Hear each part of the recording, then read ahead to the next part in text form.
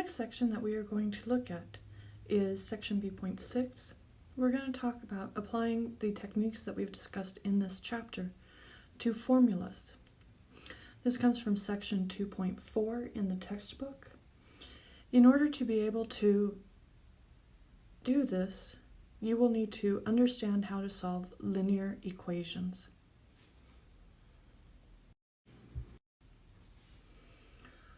Upon completing this presentation, you will be able to solve formulas for an indicated variable using the techniques that you learned for solving linear equations in one variable. So to start us off, let's start with some vocabulary.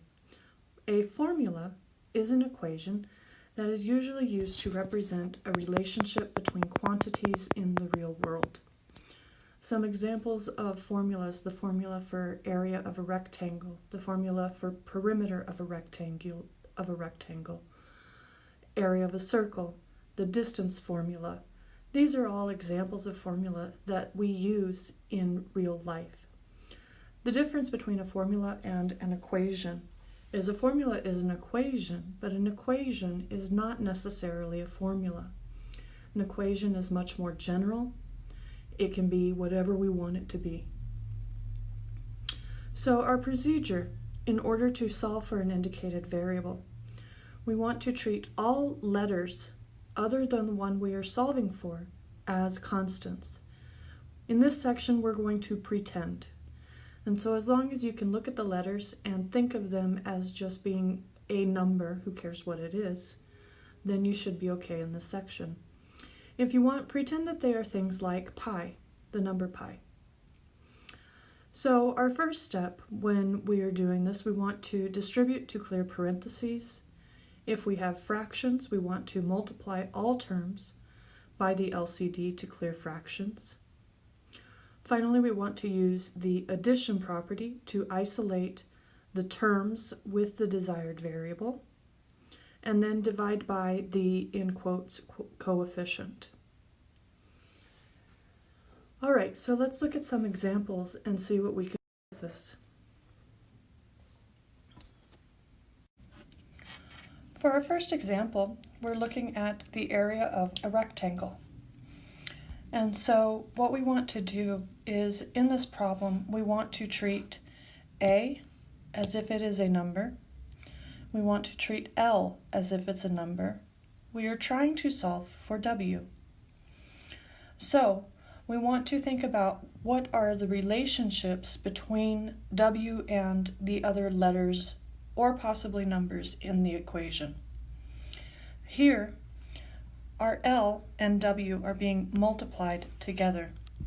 And so what is the opposite of multiplying? The opposite of multiplying is dividing. So to get L away from W, we want to divide by L. Whatever we do to the right, we're going to do to the left. Now, one of the nice things about formulas is you don't necessarily have to worry about computation errors, because we aren't going to be doing any real computations. What is A divided by L? Well, A divided by L is just A divided by L. On the right side, you have your L's cancel, and we are just left with W. So what does this mean? What this means is, in a formula involving the area of a rectangle, to figure out what the width is, you need to divide the area by the length. This is our final answer. And so we are done with example A. Let's move on to example B. Example B, we have T equals D plus P times M. We want to solve for P. So this here is going to be what I treat as my variable. Everything else, I want to treat it like they're numbers. So we don't have any parentheses. We're not going to have to worry about simplifying by combining like terms. We're going to start with our addition and subtraction. So to get the p term by itself, I want to move any terms that don't have a p in them to the other side. So the first thing I need to move is d. D is being added on to my p term, so in order to get rid of d, I want to subtract it. I will subtract d from the right side, and I will subtract d from the left. So on the left side, I now have t minus d equals, on the right side my d's cancel, and I am left with p times m.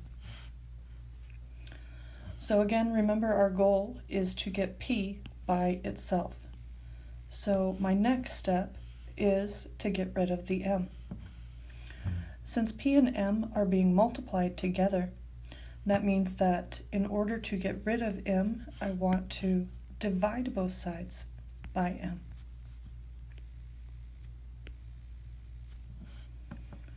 So on the right side, my m's cancel, and I am left with just a p.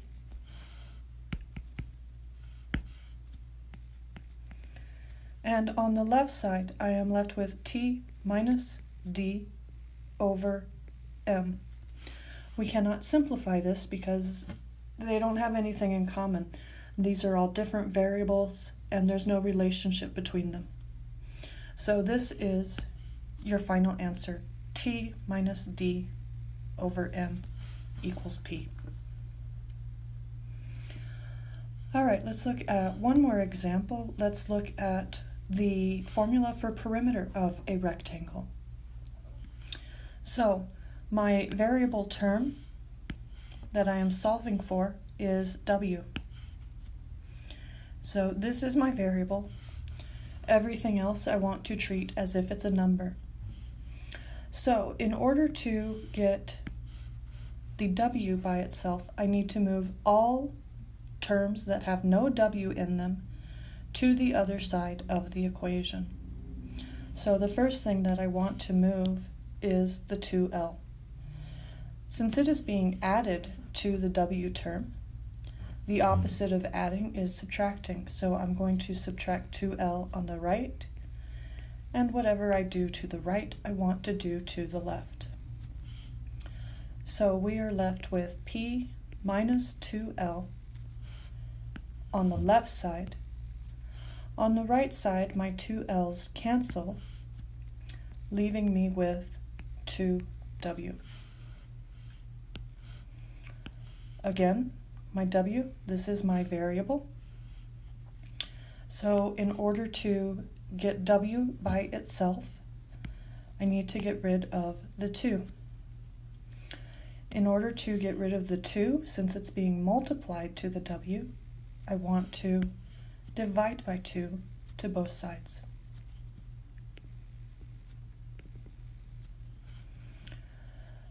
So on the right side, my 2's cancel, leaving me with just w. And on the left side, you can go ahead and leave it just like this. Do not divide the 2's out. They do not cancel, only because the first term, the p, does not have a 2 that will cancel. If you did want to do more, just because you want to do more, what you can do is you can separate this into 2 fractions. We do want each term divided by 2. So we get p over 2 minus 2l over 2 equals w. And then now you can simplify any fractions that simplify. Here, p over 2 will stay p over 2. I can cancel my 2's with the l term, leaving me with minus l equals w. So that would be acceptable. But to me, it's easier just to leave it the way that we originally had it. But these 2 answers here that are boxed in, either one of those would be considered acceptable. Okay, so that takes care of some basic examples. Now we want to go ahead and look at some that are a little bit more complex. So these are going to be some problems involving fractions.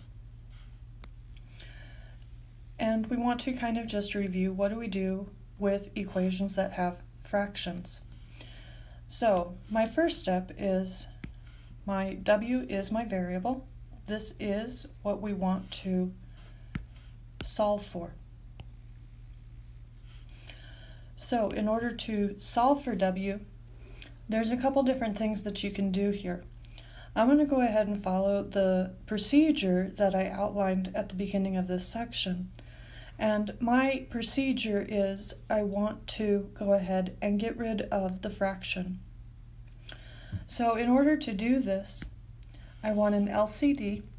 My LCD is 2. From there, you can either rewrite everything with a denominator of 2, or you can multiply every term by 2. I'm going to go ahead and rewrite everything with a denominator of 2, just because it's just one more step. So if we do this, my w over 2, that can stay the same. My 3h, I want to multiply by 2 to the top and 2 to the bottom.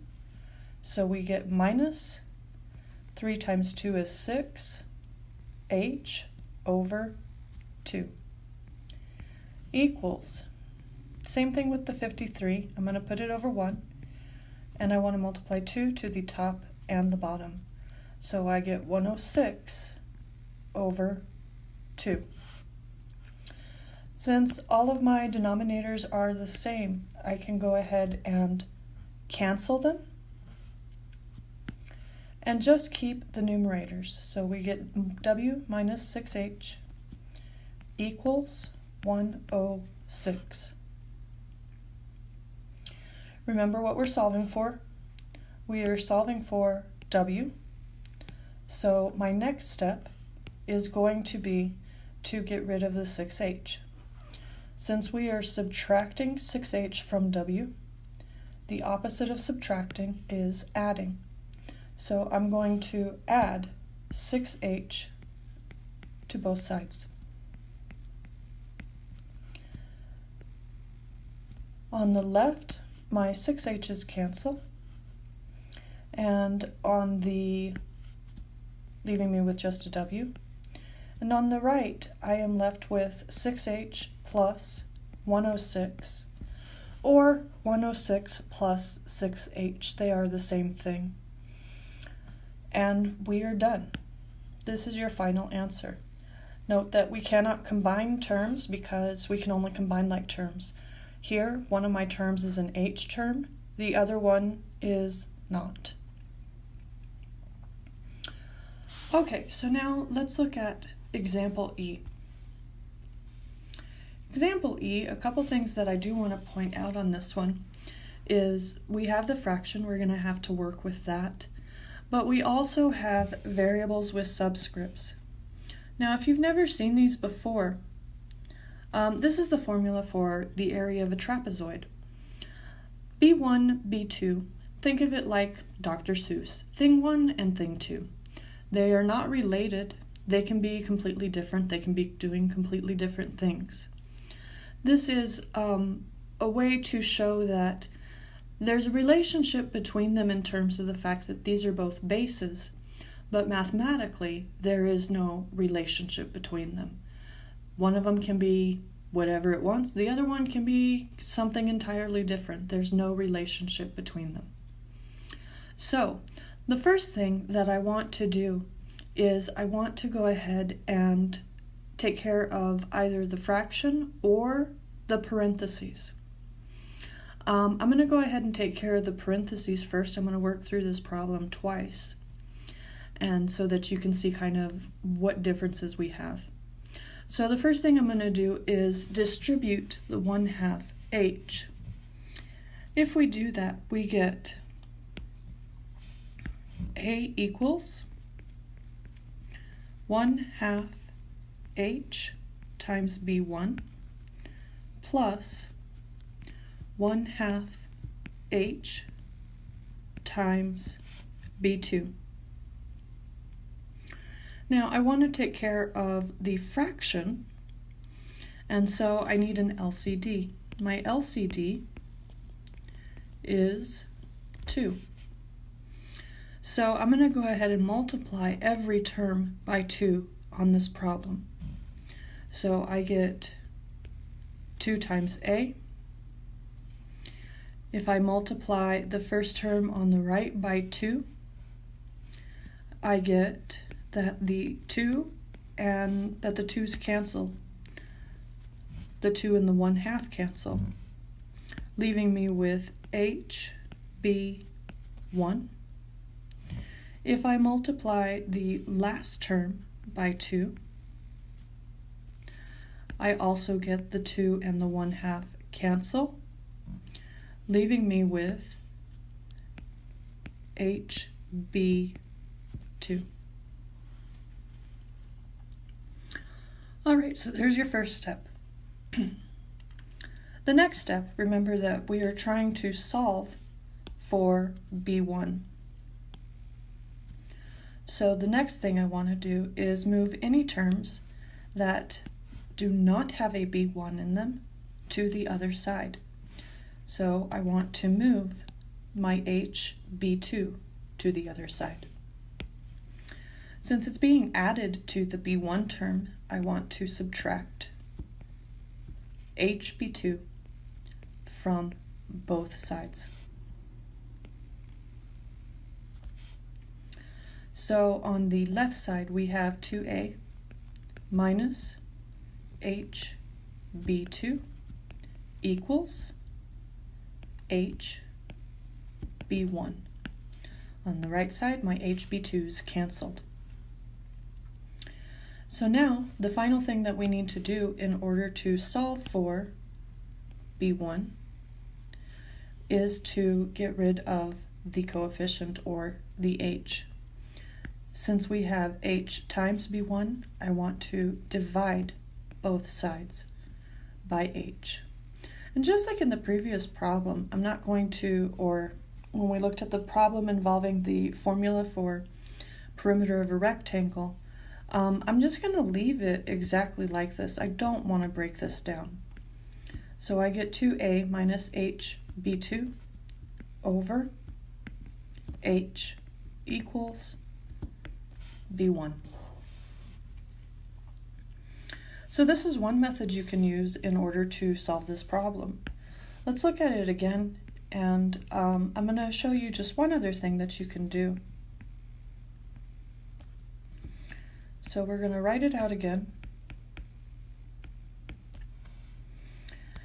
Now, if you thought that distributing first was a good step, that's a fine step to begin with.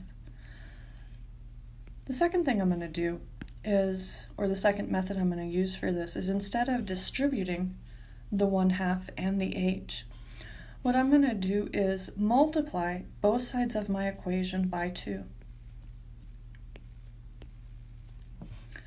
Now this 2 cancels with the 1/2 h, or with the 1/2, and we don't have to worry about multiplying anything else by 2, because on the right side, notice that we have 1/2 times h times something else. Who cares what it is?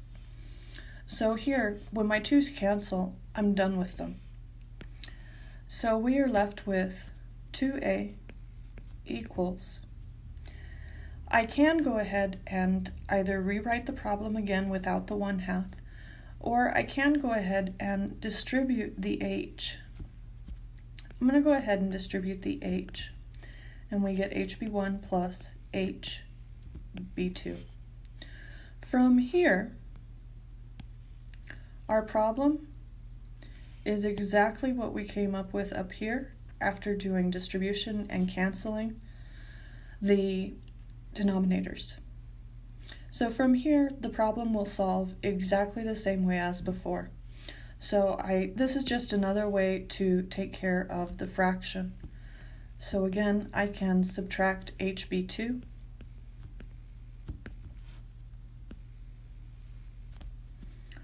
and then I can go ahead and divide by h.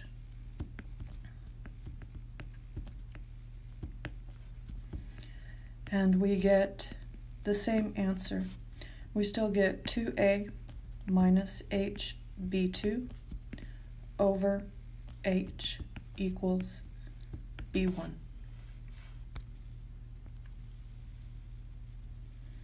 So there are some other problems that you can look at. Alright, so solving for an indicated variable. Believe it or not, this is not something that is just for kicks and giggles. This is something we will be using later on this semester. We will apply these techniques when we discuss linear equations in two variables, specifically when we talk about writing equations in slope-intercept form. In future math classes, you will expand these concepts to a variety of different equations. One of the reasons that we do this is because if you can solve equations in abstract form, then you truly understand what it means to solve an equation, meaning that once you can understand the abstract form, I can give you any numbers and plug it in, and you should be able to solve the equation, irregardless of what they are.